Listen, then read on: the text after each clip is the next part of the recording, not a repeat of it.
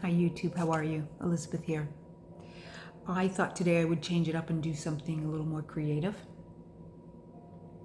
Has a little bit of astrology in it because I'm using my astrology deck, but it's about teaching I learned years back on how to get to know your deck. It's an oracle spread that I got from Colette Baron Reid. I have quite a few of her decks, and so this was a spread that she offered to help you really to connect in away with working with energy. So last night I did this. I don't know, it just dropped in, right? I wanted to do something different and that just popped in. So I'm going to share with you what I got from this deck. Now, I got this astrology deck years ago, and I got it just, I don't know, I was drawn to it. I wanted to learn more. I thought it would be a fun way and an interactive way to learn astrology without having to actually go under a teacher. Now, of course, I did learn along the way that I did need a teacher. And so I've had a few.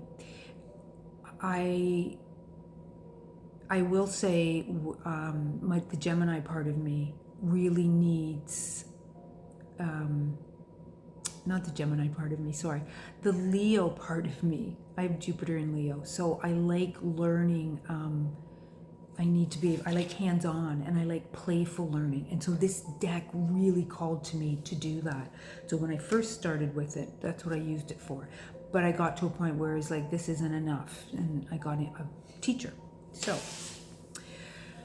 And then I started using, and so then I put this deck away, and then I came back to this deck when I started reading charts. It just kind of called to me again. So this has helped me understand more, go deeper. Sometimes if I'm stuck with a chart, I'm not understanding and I'm trying to learn, I will pull from this deck and it will lead me somewhere. And it's been so, it's just super helpful, helping me learn and grow. And so I loved it. So I thought I would ask the questions of it and do a video on it, because it's one way for you to know any deck that you're working with. You can ask these questions because I have all kinds of decks. I just haven't really come on and used them all on my channel, but maybe that'll change. I have no idea. So there's 4 questions. First question is, what are your strengths as a deck? So I tuned into the deck, what are your strengths? I got 2 cards. Normally I only ever get 1 for this. I got the 11th house and conjunction. This deck is really good for community, for the good of all, right? The betterment and good of all and harm to none. It's a conjunction. The conjunction, it's a merging. It really can pull communities together, like-minded people. It could show up in a chart for somebody. It could point you into a chart where someone might find something they're looking for, like through friendship, because depending on what house it lands in. So that's what the strength of this deck is. It's for everybody. It's a real merging of that.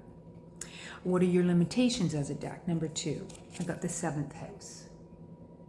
So 7th house is all about partnership and partnering. So this deck might not be the one that I would choose if I was looking to something in that area. I was actually surprised when I got this. But I heed it. Like I have other decks that probably, when I think about it, would pull in stronger information for someone. It doesn't mean I can't use this deck for that, because it will point to an area. But I think if I need more nuance, I need to pull another deck with it. The third question is, what kind of reading should I use it for? Again, 2 cards, which was really interesting. So I received Pisces and Sagittarius. This deck is really good for personal growth, for your spiritual growth, for that part of you that wants to tap into the unseen, and for that part of you that wants to be free and wants to explore. And I have to say that is, I use it for that. Like, that's so bang on. It's just like, I was not surprised when I got those cards. It just felt so perfect. When I do readings with people, and before I tap in, or if I do a reading on another chart, learning a chart, the cards that come out are incredible. I've done readings before where something's happened with the download of the video, and I've had to redo the video for somebody, and the same cards have come out. And it's just like, wow, I wish you were here. You know, that's why the in-person sometimes readings are nice, because if that happens, if you have to reshuffle and you get the same cards, people are witnessing it in real time. But so yeah, this card, these two cards for what kind of reading I should use it for are so good.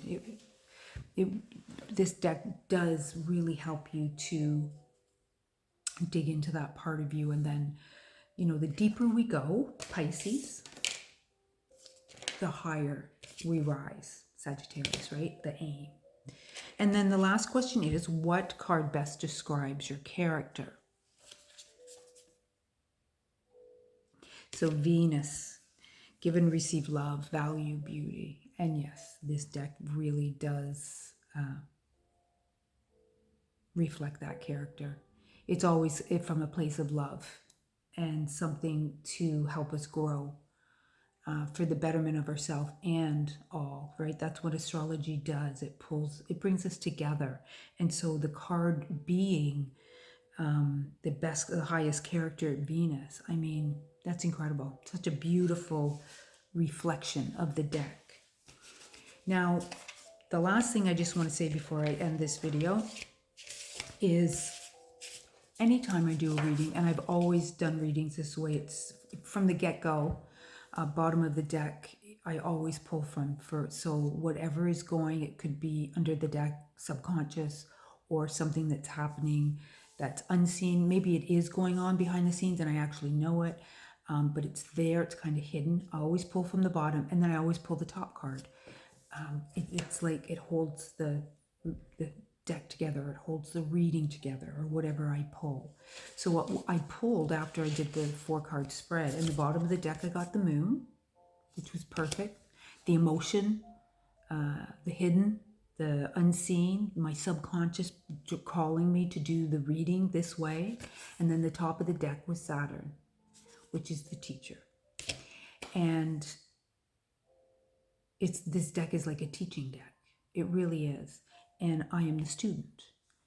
And it's not, it doesn't bypass me that, you know, Saturn is in Aries right now, and it's all about ourself and our self-identity, and Saturn slowing our roll, and Saturn teaching us how much more we have to offer. So I thought that was great too.